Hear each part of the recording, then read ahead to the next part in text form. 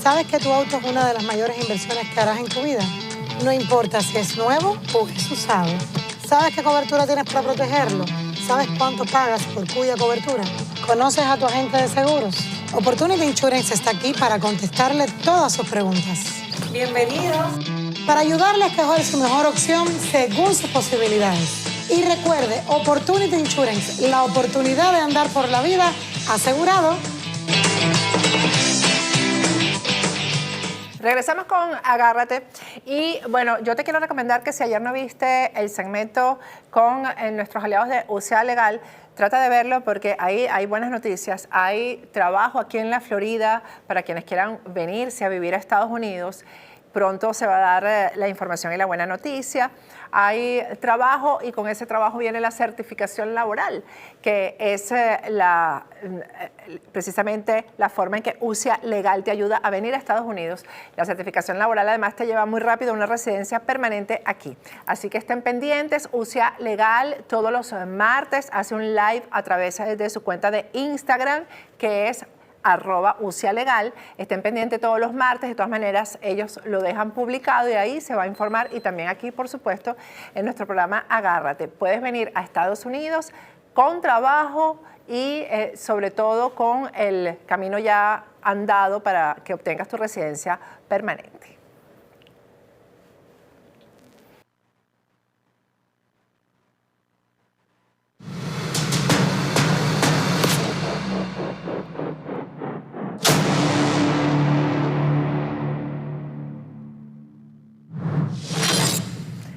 Regresamos con Agárrate.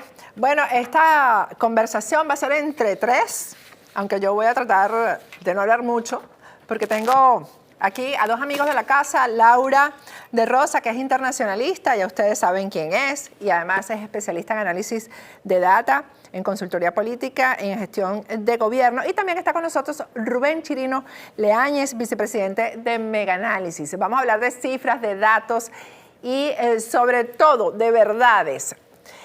Rubén, me parece Rubén solo en pantalla. ¿Dónde está Laura? Ponme a Laura. Hola, Patricia. Bueno, ya los niños de producción me están diciendo que ya Laura va a aparecer. Rubén y Laura, estamos ya a las puertas de una negociación, diálogo en México. Acabo de hacer un segmento con William Cárdenas, que es especialista en justicia internacional. Hoy, un día antes de que se sienten, que creemos que es mañana, porque todavía la fecha no es oficial, pues ha surgido a la opinión pública, se ha desclasificado un informe de la Corte Penal Internacional donde se dice que en Venezuela sí se han cometido crímenes de lesa humanidad, que se ha torturado, que se ha violado, es decir, que se ha abusado sexualmente y se ha perseguido políticamente a ciudadanos venezolanos. Entonces, bueno, ya ese diálogo de mañana, o si es que comienza mañana o el fin de semana, ese diálogo va a ser con torturadores, con violadores sexuales, con personas que se han dedicado a perseguir a quienes no piensan como ellos y, bueno, con criminales. Con criminales es ese diálogo. Según lo que ha dicho, ni siquiera es el fiscal de ahora, sino la fiscal anterior, que era la que le hacía el juego al régimen chavista. Así que ese es el escenario. Rubén, buenas noches, gracias por estar aquí. Buenas noches. Y a Laura, que está también por ahí. Sí, bueno, el diálogo de mañana, de comenzar mañana, lleva un golpe en el ala muy fuerte. Esa mesa debe tener hoy las patas muy flojas. Ya las tiene de por sí, porque es de espaldas a la mayoría. Desde hace mucho tiempo el diálogo, como lo hemos venido viendo desde hace mucho tiempo con nuestros estudios y a nivel de lo que es la opinión pública, no despierta entusiasmo, genera rechazo, ha desmovilizado a los ciudadanos. Siempre que ha aparecido el diálogo, ha aparecido la sombra o la realidad, mejor dicho, de que las soluciones a corto plazo se desaparecen. El gran anhelo de la gran mayoría, que es el cambio de modelo político en el país y el cambio de gobierno, se desaparece nuevamente. Entonces el diálogo siempre ha llevado eso como punto negativo, por eso la gente no confía en el diálogo. Ahora, la situación Este es un evento histórico, lo que hoy anuncia y desclasifica la Corte Penal Internacional.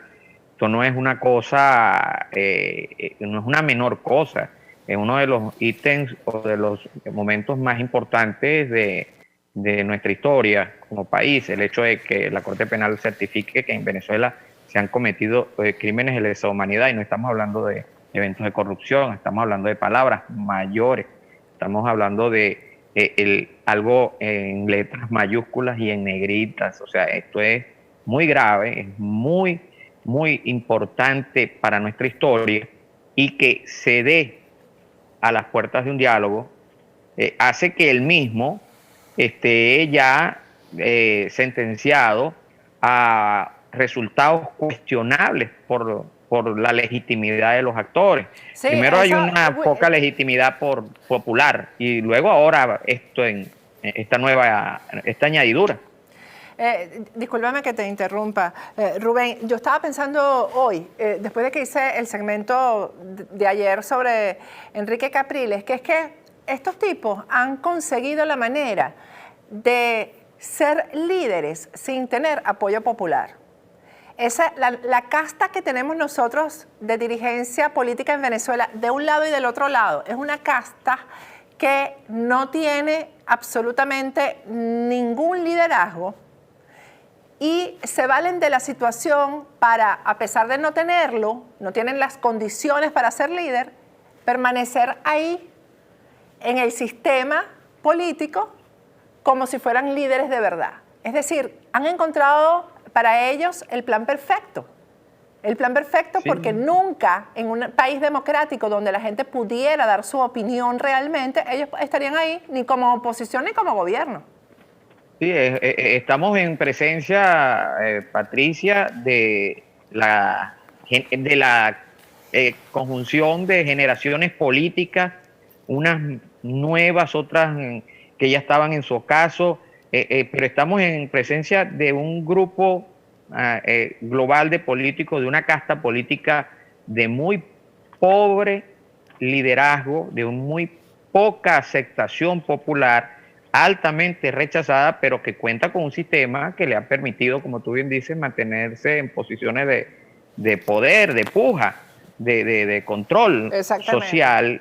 Pero lo de hoy es un punto de quiebre, y quien no lo visualice así, lo está acostumbrado a verlo en otras latitudes, en otros, en Europa. Estamos hablando de Venezuela, estamos hablando de la Venezuela del pabellón, del alma llanera, de Simón Díaz. Existen crímenes de lesa humanidad. O sea, que alguien va a ser responsable de lo que hoy anunció la Corte Penal Internacional, y ese alguien, más temprano que tarde, jamás va a poder eximirse de esas culpas, no van a prescribir y van a alcanzar a todos los que en ella participaron. O sea que es una situación sumamente, un diálogo ya con este antecedente de la Corte Penal Internacional, más allá de que ya de por sí es altamente rechazado. O sea que es un diálogo de espaldas a la mayoría, pero ahora de espaldas a una situación muy delicada. ¿Cómo quedan después, cómo quedarán parados después quienes de alguna u otra manera se fotografíen, participen o compartan o acuerden con personas que puedan ser castigadas por crímenes de lesa humanidad? ¿Cómo dejó la historia a quienes hicieron acuerdos con Hitler o con Milosevic o con Ceausescu? O sea, esto no es cualquier cosa, ¿no? Lo que van a empezar a jugarse mañana. Rubén, no sé si tenemos a Laura de Rosa, la tenemos para conversar con ella. Vamos a hablar un poco de la investigación que ustedes en Megaanálisis han hecho acerca de digamos, el recorrido de liderazgo que ha hecho Juan Guaidó durante 2 años, desde que se juramentó como presidente interino, y los momentos que ha tenido de popularidad y cómo está ahora. Y pues esto en el escenario de que mañana se supone que va a ser el representante del país opositor en esta reunión, en este diálogo en México. Rubén. Bueno, ciertamente esa data que la habíamos visto hace unos días, tenemos una curva de un ascenso bestial, un ascenso de una manera vertical, en términos estadísticos, de manera espectacular. O sea, simplemente Guaidó apareció en enero del 2019 y saltó de 0 a 83.7. Era un total desconocido a nivel de liderazgo político, o plantearlo como tal era una idea tirada de los cabellos, y de un día a otro, entre aquellas discusiones del vacío de poder y lo que permitía la Constitución, Guaidó apareció y dio un salto de popularidad cuantitativo de hasta 84.6 puntos ya pocos días después del 23 de enero. Ahora, luego vino un declive que se fue pronunciando cada vez más debido a una serie de errores, de situaciones contradictorias en su discurso, en la narrativa política, en el accionar político. Creo que ahí tenemos la lámina de Megaanálisis sobre la data histórica del apoyo a Juan Guaidó en los últimos 3 años. Rubén, creo que tenemos ya. Laura, ¿estás ahí? Buenas noches. Hola Patricia, hola Rubén, ¿cómo están? Saludos a tu audiencia. Hola Laura. Bueno, a mí me gustaría Rubén, que interactuaran ustedes dos, Laura y Rubén, porque Laura también ha hecho un análisis acerca de cómo ha sido, pero por eventos, cómo ha sido este transitar de 3 años de Juan Guaidó, pero por eventos en los que él ha sido el protagonista. Laura, adelante para que ustedes dos interactúen, que son los que han hecho este estudio. Sí, buenísimo. Bueno, primero que nada quisiera decir algo sobre la base de lo que ustedes estaban conversando, que es sumamente importante. O sea, el diálogo es normal en las democracias, ya lo hemos hablado. El diálogo es normal en democracias. No es normal cuando tú te sientas a negociar elecciones con un conglomerado criminal. Ahora, aquí hay un asunto. Lo que nosotros deberíamos, y digo nosotros en Venezuela, los venezolanos, deberíamos estar discutiendo el día de mañana en México. Y ojo, esta ausencia de información es una omisión bien planificada, con cero información de dónde se van a reunir la narcodictadura y la pseudo-oposición. Esto es planificado. Entonces es para que no hayan protestas, para que se puedan hacer mecanismos de seguridad, y porque aparte de eso, no se sabe si es en Cancún, en la playa, no se sabe si es en Puerto Vallarta, no se sabe si es en Ciudad de México, y Ciudad de México es bastante grande. Entonces esto está hecho así. Pero hay algo importante adicional, que es: no se va a discutir la Convención de Palermo allí. Y la Convención de Palermo es la Convención de Naciones Unidas donde se habla de delincuencia transnacional y delincuencia organizada, que es lo que realmente deberíamos estar discutiendo. Y no elecciones. Y no que Maduro sea reconocido legítimamente, o no que cuál es el proceso con el tema de liberación para Alex Saab, o que Jorge Rodríguez sea reconocido como presidente legítimo de la Asamblea Nacional. Entonces, bueno, básicamente, para que estemos claros y decírselo a la gente de manera muy, muy clara, esto que se va a tener mañana va a ser un revés y va a ser un nuevo diálogo donde va a haber una capitulación ante una narcodictadura. Pero, haciendo ese paréntesis, entonces, mire, es súper importante este estudio que hizo Megaanálisis. A mí me impactó esta data, esta gráfica que presentó en estos días Rubén, porque básicamente está mostrando en esas 3 líneas, para citarlo de manera muy sencilla, lo que ven en azul es el deseo de los venezolanos de que Maduro y el chavismo se vayan y dejen el poder, ¿ok? Luego, lo que ven en rojo es el rechazo a Maduro. Y luego, el apoyo a Maduro. Y luego, lo que ven en naranja es el apoyo a Guaidó. Entonces, bueno, aquí Rubén nos va a poder decir en números esto, pero si lo ven gráficamente, esto es una cosa brutal, es una cosa impresionante, porque bien se ve, si lo ven abajo, en enero de 2019, está recta hacia arriba, para ponerlo muy claro, muy someramente, explicado de forma muy sencilla, y entonces allí comienza una pequeña horizontal y después empieza a caer como un tobogán. Y en ese tobogán hay eventos. Pero aquí lo importante, el anterior que vemos es ese apoyo a Guaidó está por debajo del apoyo a Maduro. ¿Cómo es posible que eso pueda suceder? Entonces, lo ven allí, ven esa línea naranja que está por debajo de la línea roja apoyando a Maduro. Entonces esto es impresionante y a mí me parece que, bueno, Rubén si nos puede contar un poco más en qué datos está o en qué números está la línea roja y la línea naranja, porque esto realmente es una cosa, o sea, la traducción es, el rechazo a Guaidó es mayor que el rechazo a Maduro. Rubén. Ciertamente, Laura, tú lo resumes de una manera muy simple y la gráfica habla por sí sola. El rechazo a Guaidó es mayor porque las deudas de Guaidó son mayores con la población.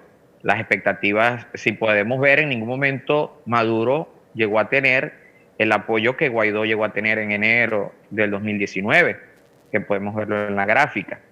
Por el contrario, el último momento, la última era en la que un líder del chavismo tenía mayoría real sobre la oposición, estamos hablando de que nos remontamos a antes del inicio del año 2015.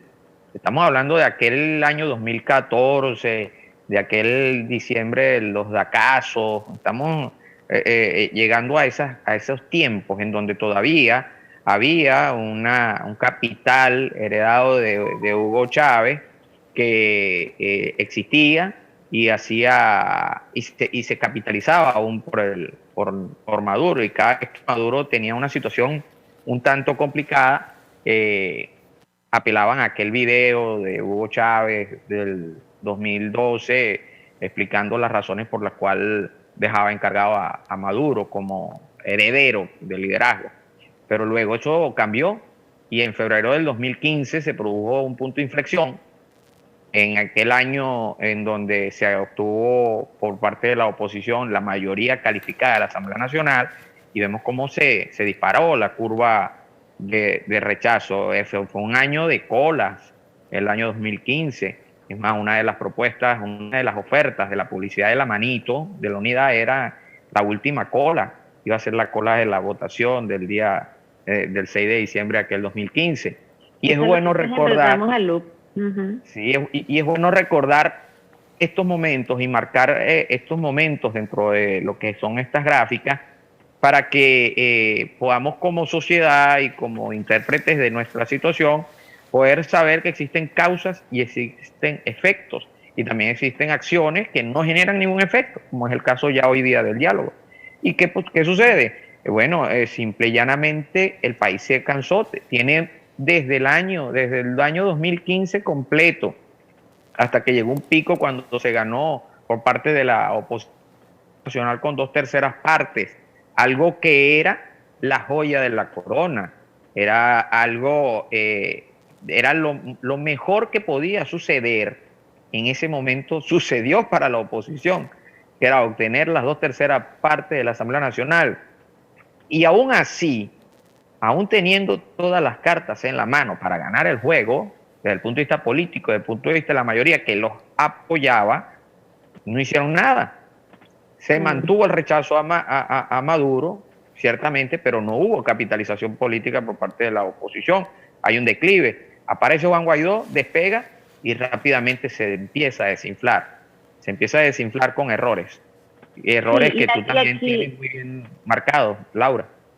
Y es que esto es súper importante porque si nosotros vemos la lámina siguiente, Rubén y Patricia, justamente aquí vamos a empezar a ver cuáles son los eventos y los voy a pasar de manera somera para no profundizar en cada uno, pero la gente se va a recordar muy bien. A partir del 23 de febrero de 2019, cuando aparece el tema de, mira, la ayuda humanitaria entra sí o sí, y después de que tú haces una promesa tan importante como esa, y que están en Cúcuta, y están los presidentes, y está Almagro, y está Raimundo y todo el mundo allí, entonces hay una decepción por el no cumplimiento de esa promesa, allí comienza el tobogán. Y entonces, bueno, vamos a intentar, no sé, Patricia, si producción nos puede ayudar allí, porque la cosa es la siguiente. Fíjense, lo primero, bueno, ustedes lo conocen, es el cese de la usurpación, gobierno de transición y elecciones libres.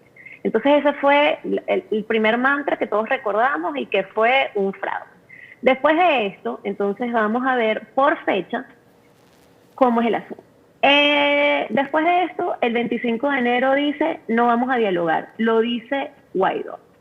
Pero ese mismo día sale Jorge Rodríguez, y aquí Rubén, atájame, o Patricia, atájenme, porque lo único que voy a hacer es esbozarlo, pero ustedes atájenme si por favor, si quieren colocar algún dato allí.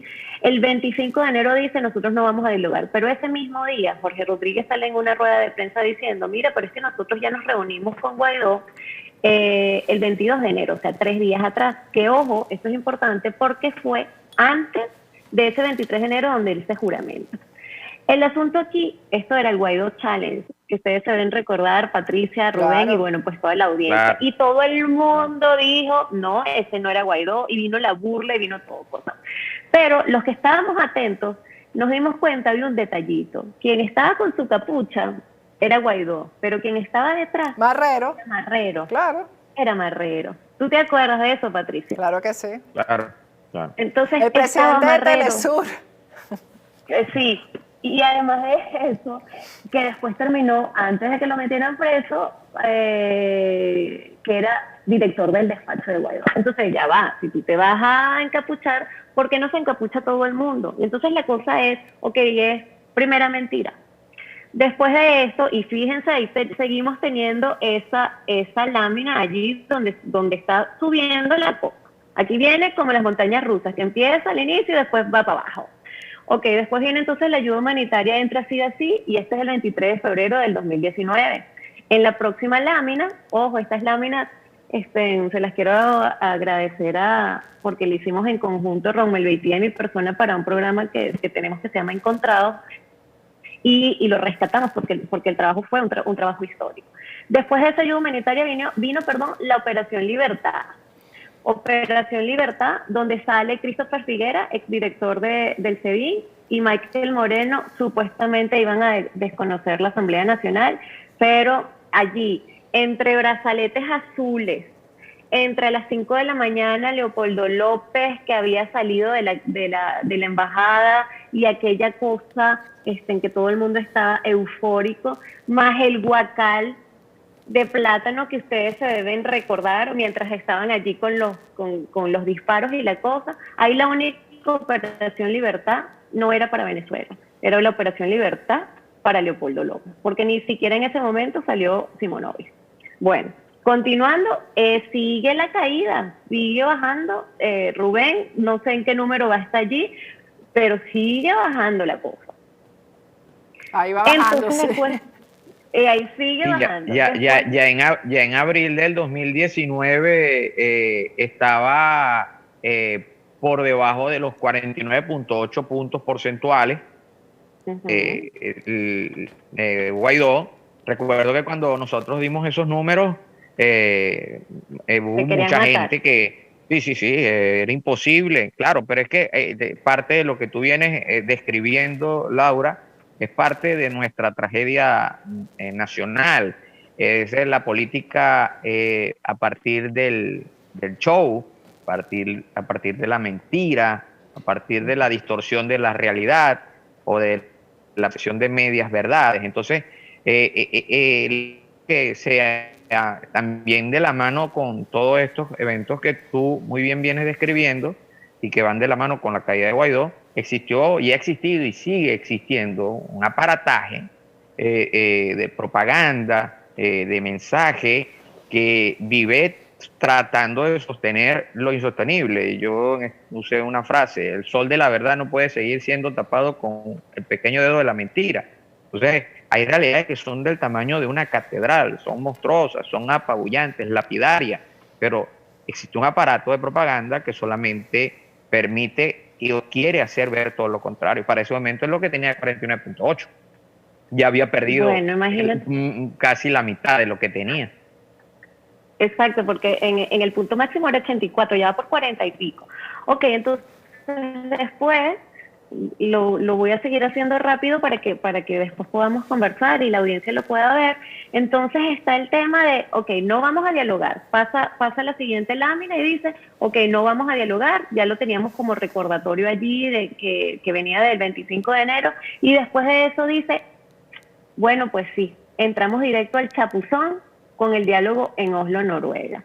Y si ustedes se recuerdan quiénes eran los que estaban allí de delegaciones, los principales eran Jorge Rodríguez, que era ministro de Comunicación, y Héctor Rodríguez, el gobernador de Miranda. Pero quienes estaban en ese primer diálogo por la parte de la pseudo-oposición, estaba Stalin González y estaba Gerardo Blay, que ahorita van a liderar ellos dos esta pseudo-oposición, porque Carlos Vecchio no lo aceptaron por razones obvias, porque siendo el régimen una narcodictadura que quiere ser reconocido, no va a aceptar que Carlos Vecchio participe siendo el embajador del supuesto gobierno interino. Eso es lógico.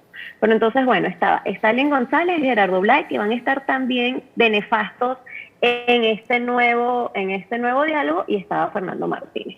¿Por qué se suspende ese diálogo? Ese diálogo se suspende por la muerte del capitán Acosta Arévalo, que seguro lo deben recordar por lo terrible de la tortura que le hicieron, pues eso no tiene nombre. Lo cuento y se me paran los pelos. Ok, pasa esto, ya no sé por dónde va bajando, Rubén, ahí tú vas monitoreando las fechas. Sí, estamos todavía estamos en mayo y está en 49, ¿no? Recién, porque apenas no ha pasado un mes, apenas han pasado 17 días de la Operación Libertad del 30 de abril, entonces está ahí en los 49, ¿no? Todavía no teníamos cifra ahí. Ok, y después entramos al diálogo en Barbados. O sea, bueno, la cosa sí que fue europea. Bueno, ahora nos vamos para una isla del Caribe, nos vamos para Barbados, y entonces oficialismo y oposición, pseudo-oficialismo, pseudo-oposición, las retoman las negociaciones. Aquí algo interesante. Se estaban hablando de elecciones con Héctor Rodríguez nuevamente como contendiente, pero ¿por qué se termina el diálogo? Ese diálogo se termina porque la narcodictadura se ausenta de la mesa de negociación 40 días porque les meten desde Estados Unidos unas nuevas sanciones.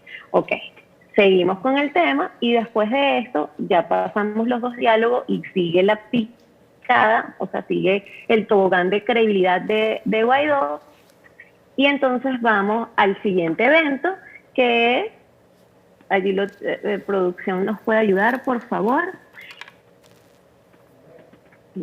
No lo veo. Ok. Guaidó invoca en la OEA el TIAR y el R2P. Bueno, todos sabemos cómo fue esta historia. Cada vez que decían el TIAR era para que la gente estuviera eufórica y bueno, ahora sí vamos a tener una asistencia recíproca por parte de los países y bueno, nos van a ayudar. Igual el R2P, que es el mecanismo de la ONU, no pasó nada, un nuevo engaño.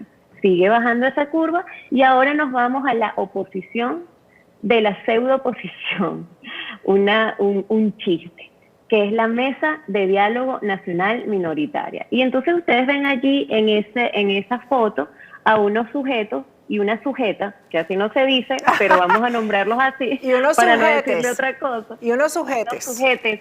No, yo odio ese tipo de hablado, pero bueno, vamos a ponerle así, unos sujetos y una sujeta. Y entonces, ¿quiénes estaban por la parte de los rojos? Bueno, estaba Jorge Rodríguez, estaba Aristóbulo Isturiz, estaba Jorge Arriaza y estaba Delcy Rodríguez de rojito.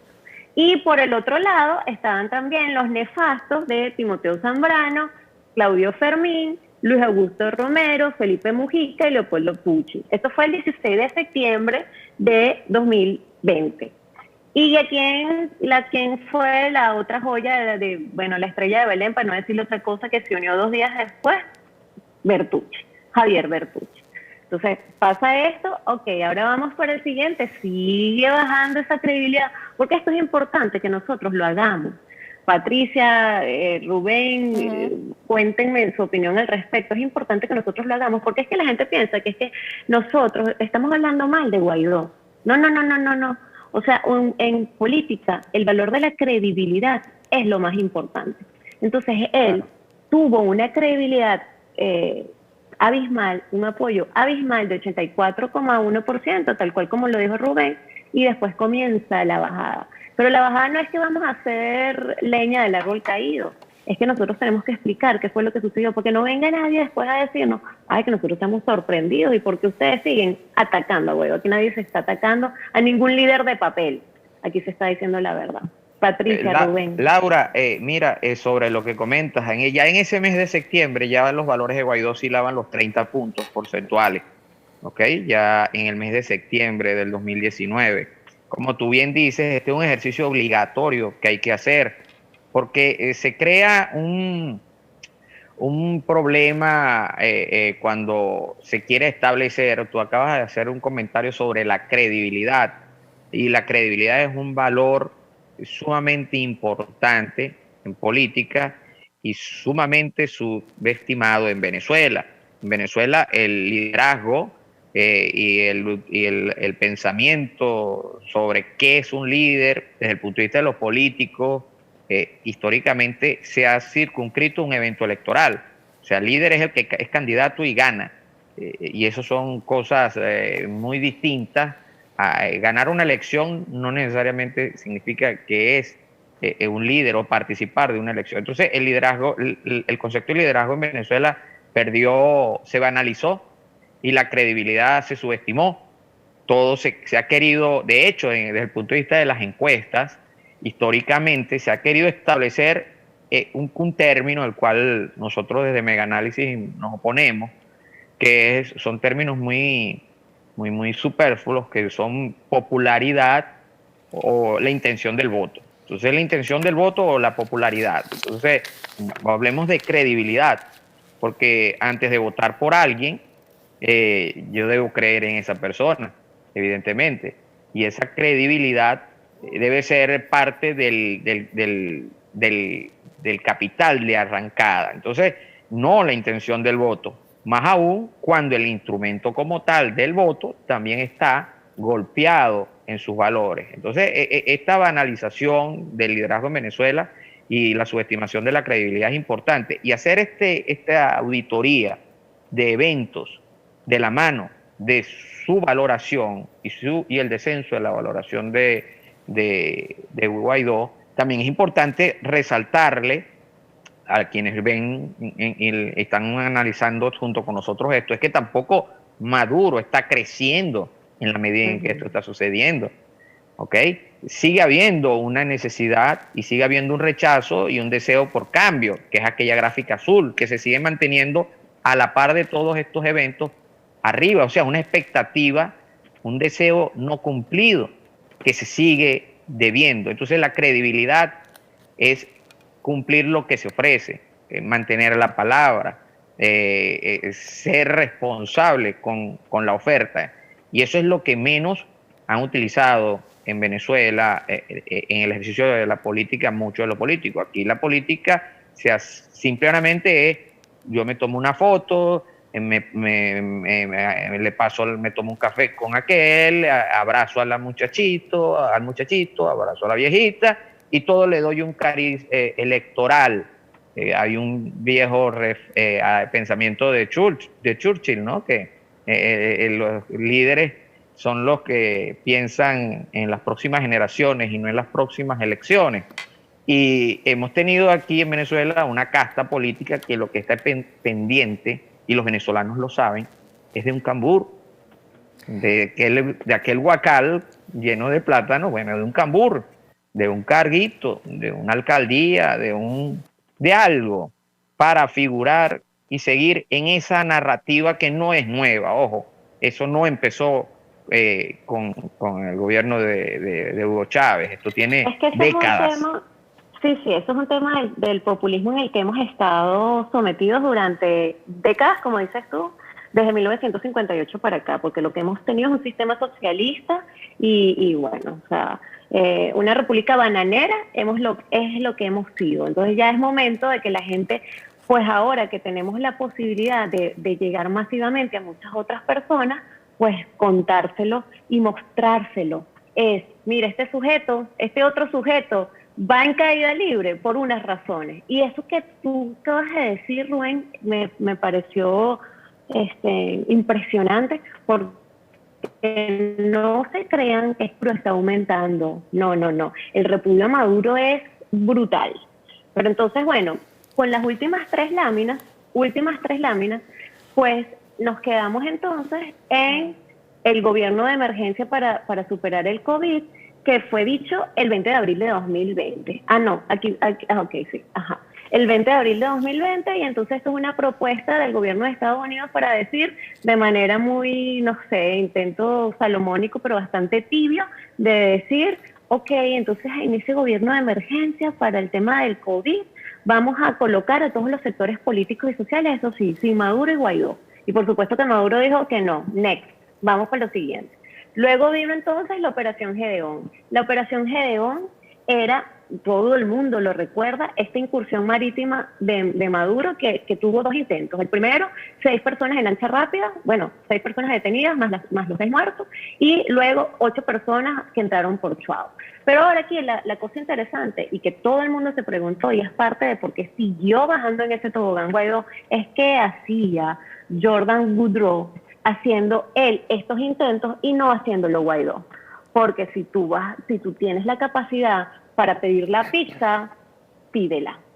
Pero hasta ese momento, y en declaraciones de algunos senadores estadounidenses, republicanos y demócratas, indicaron, mira, esto no fue como por ejemplo ha hecho Israel en otras oportunidades de decir, oye, Estados Unidos, ayúdame, o países, ayúdame, porque para eso era el TIAR, por ejemplo. Simplemente no lo pidieron. Seguimos con la próxima lámina, el próximo evento por el cual Guaidó sigue bajando, el acuerdo de cooperación con la DEA, que se suponía que lo menciona en septiembre de 2020, 9 de septiembre de 2020, y era con varios temas: retomar el acuerdo antidrogas Estados Unidos-Venezuela, identificar, ubicar, neutralizar operativa y financieramente a las empresas y socios vinculados a la narcodictadura. Y esto era sumamente importante, porque es que nosotros tenemos el cártel de los soles no metido, operando, y entonces teniendo una competencia con el cártel de Sinaloa y con otros cárteles. Entonces, ¿por qué no se firma ese acuerdo? Y entonces no sé en qué puntaje vamos por allí, Rubén, pero seguimos en franco descenso.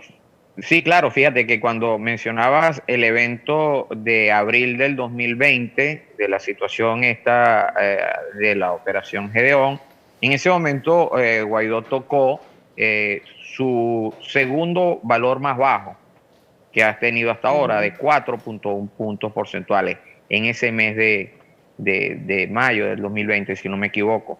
Sí, y luego cuando entramos en estas fluctuaciones de apoyo, en donde ya cuando estamos avanzando a lo largo del 2020, él empieza a medio subir un tanto en diciembre del 2020 con aquella consulta.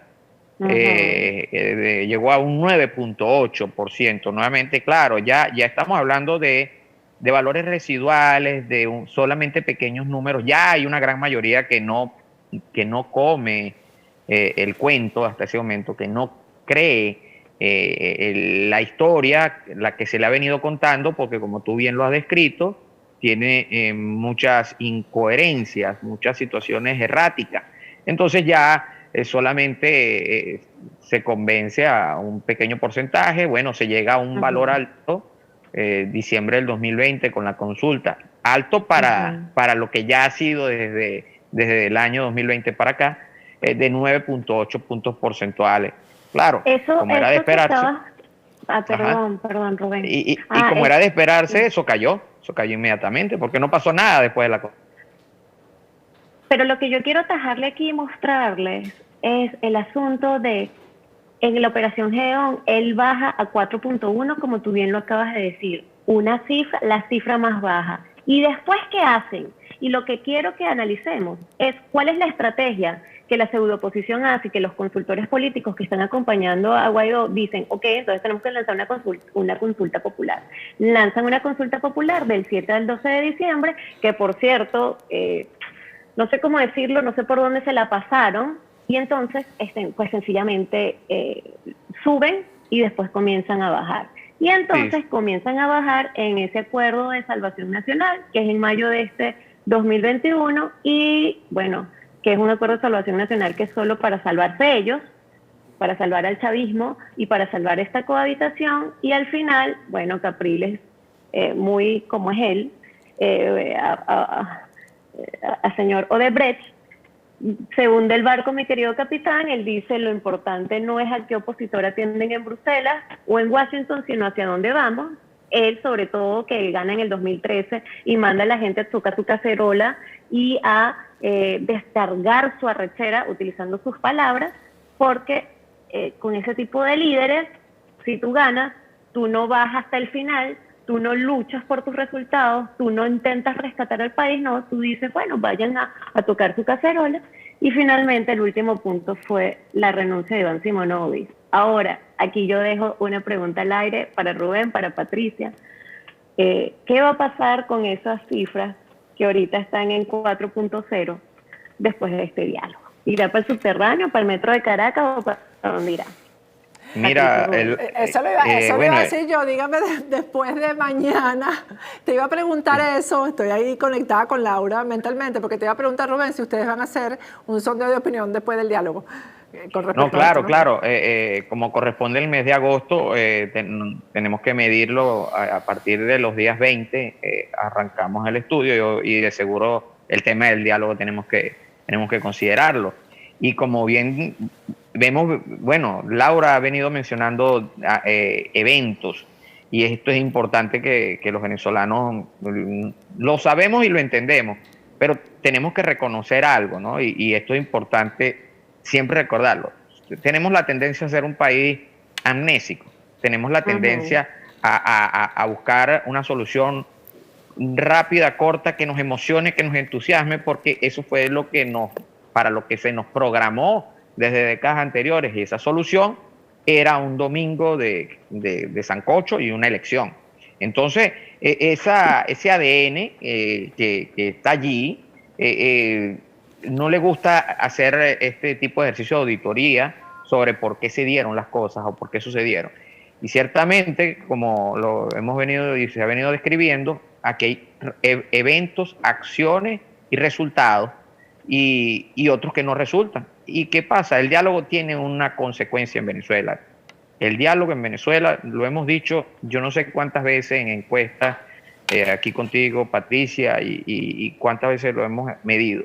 La gente, cuando oye de diálogo, la gente, para los venezolanos, y eso es bueno que lo entiendan los políticos en el mundo y los asesores y analistas de otras latitudes, para los venezolanos, dialogar es negociar, es beneficio para pocos, es traicionar el deseo de muchos, es prorrogar la tragedia que vive la mayoría del país, es darle largas a una situación que se ha convertido en calamitosa desde hace mucho tiempo, que tiene muchos parámetros, como la fractura familiar de más del 60% de los hogares, producto de la migración, como el malvivir producto de la pésima calidad de los servicios públicos, como el caso del servicio eléctrico, en donde solo alrededor de 3 puntos porcentuales lo valora positivo. En fin, vivimos en una tragedia diaria, y el diálogo es sinónimo de que esa tragedia siga y que los mismos de siempre se sigan beneficiando de esas posiciones de poder, como decía Patricia en un principio, sin tener realmente el apoyo de las mayorías. O sea, que es un sistema completamente de espaldas al beneficio de las mayorías, pero que no llega a estas situaciones, a estos valores, producto de la suerte. Son causas y efectos. ¿Qué va a pasar con Guaidó? Bueno, Guaidó llegó a 4 puntos en este mes de julio, cuando ya había empezado a asomar el diálogo en México. Ya lo había empezado a asomar y había dicho que más allá de la circunstancia, ya los venezolanos sabían que venía esto. Por eso Guaidó llega a 4. Yo, honestamente, pensar que baje de esos 4 sería mentir. Yo pienso que se va a mantener alrededor de ese número, 4, 3 puntos Sí, porque yo me porcentuales. imagino que es esa gente que está comiendo ahí la que lo Sí, mantiene ¿no? en Y 4. estamos hablando de una base nacional. Exacto. Estamos hablando de que de Venezuela es un país en donde solamente alrededor del 20%, 21%, en algunos casos llegó a ser en algunos momentos más difíciles para tanto el gobierno como para la oposición, como alrededor del 16%, pero alrededor del 20%, ¿sabe lo que es la servida partidista? El resto no. El resto no anda detrás de un carnet, el resto no se desvive por ponerse una camisa de un nuevo tiempo o de voluntad popular. Y la fortaleza del PSV está netamente arraigada en el clientelismo que gira en torno a ella, que es la bolsa, que aunque es muy mal valorada. Se me acabó el tiempo, Rubén, lamentablemente. En fin, yo creo que se va a mantener alrededor de unos 3 puntos, producto de que esa es la base de un sector del país que hace vida partidista y para donde lo manden va, pero es muy poco. Así es. Bueno, Rubén y Laura, lamentablemente se me acabó el tiempo, pero estamos en contacto porque mañana es un día, vamos a ver qué pasa, no sé si mañana solamente se instalan, si no se instalan, así que Laura de Rosa y Rubén Chirino estamos pendientes también para mañana. Gracias. Siempre a la orden. Gracias, Laura. Saludos, Laura. Vamos a ir a un corte gracias. y al regreso seguimos con Agárrate.